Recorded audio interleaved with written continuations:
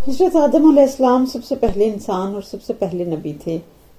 ان کی تخلیق، جنت میں قیام، شیطان کا دھوکہ، زمین پر بھیجنا اور ان کی توبہ جیسے تمام واقعات قرآن و حدیث میں تفصیل سے بیان کیے گئے ہیں۔ حضرت آدم علیہ السلام کو اللہ تعالیٰ نے مٹی سے پیدا کیا اور انہیں اپنی روح پھونکی۔ قرآن مجید سورۃ صاد آیت نمبر 71 میں ارشاد ہوتا ہے وَإِذْ قَالَ رَبُّكَ لِلْمَلَائِكَةِ إِنِّي خَالِقٌ بَشَرًا مِّن طِينٍ، اور یاد کرو جب تمہارے رب نے فرشتوں سے کہا کہ میں مٹی سے ایک بشر بنانے والا ہوں۔ اللہ تعالیٰ نے حضرت آدم علیہ السلام کو بہترین صورت میں پیدا کیا اور انہیں خاص عزت عطا فرمائی۔ اللہ تعالیٰ نے حضرت آدم علیہ السلام کو ہر چیز کے نام سکھائے جو فرشتے بھی نہیں جانتے تھے۔ سورۃ بقرہ آیت نمبر 31 میں ہے وَعَلَّمَ آدَمَ الْأَسْمَاءَ كُلَّهَا، اور اللہ نے آدم کو تمام چیزوں کے نام سکھا دیے۔ یہ آیت اس بات کو ثابت کرتی ہے کہ علم ایک عظیم نعمت ہے اور اللہ نے انسان کو علم کی وجہ سے فرشتوں پر فضیلت دی۔ اللہ تعالیٰ نے تمام فرشتوں کو حکم دیا کہ وہ حضرت آدم علیہ السلام کو سجدہ کریں۔ سورۃ بقرہ آیت نمبر 34 میں ارشاد ہے فَسَجَدَ الْمَلَائِكَةُ كُلُّهُمْ أَجْمَعُونَ إِلَّا إِبْلِيسَ أَبَى وَاسْتَكْبَرَ وَكَانَ مِنَ الْكَافِرِينَ، بس سب فرشتوں نے سجدہ کیا مگر ابلیس نے انکار کر دیا اور تکبر کیا اور وہ کافروں میں سے ہو گیا۔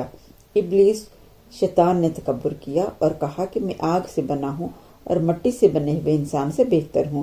اس نافرمانی کی وجہ سے اللہ تعالیٰ نے ابلیس کو جنت سے نکال دیا اور اسے قیامت تک کے لیے لعنتی قرار دیا۔ اللہ تعالیٰ نے حضرت آدم علیہ السلام اور ان کی بیوی حضرت حوا علیہ السلام کو جنت میں رہنے کی اجازت دی اور فرمایا کہ جاؤ جو چاہو کھاؤ لیکن ایک خاص درخت کے قریب مت جانا۔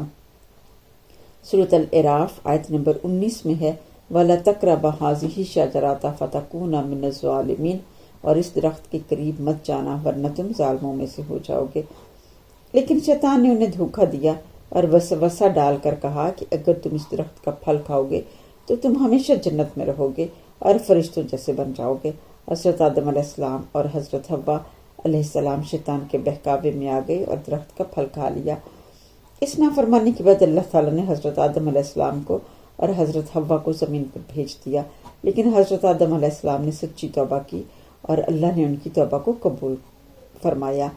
سورۃ الاعراف آیت نمبر 23 میں ہے ربنا ظلمنا انفسنا وان لم تغفر لنا وترحمنا لنکونن من الخاسرین، اے ہمارے رب ہم نے اپنی جانوں پر ظلم کیا، اگر تو ہمیں معاف نہ کرے اور ہم پر رحم نہ کرے تو ہم نقصان اٹھانے والوں میں سے ہو جائیں گے۔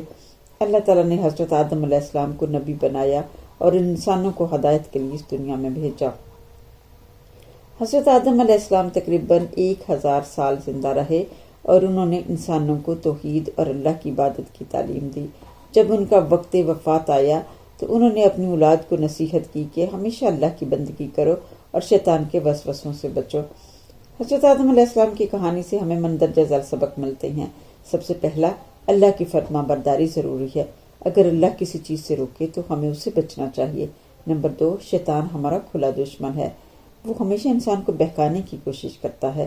نمبر 3، علم کی قدر کرو، اللہ نے حضرت آدم علیہ السلام کو علم کی وجہ سے فرشتوں پر فضیلت دی۔ نمبر 4، غلطی کے بعد توبہ کرو، اللہ کی رحمت بہت وسیع ہے، سچی توبہ سے ہر گناہ معاف ہو سکتا ہے۔ نمبر 5، دنیا آزمائش کی جگہ ہے، ہمیں اچھے اعمال کر کے آخرت کی کامیابی حاصل کرنی ہے۔ یہ کہانی انسان کے لیے ایک بہت بڑی نصیحت ہے کہ ہم ہمیشہ اللہ کے احکامات پر عمل کریں اور شیطان کے فریب سے بچیں۔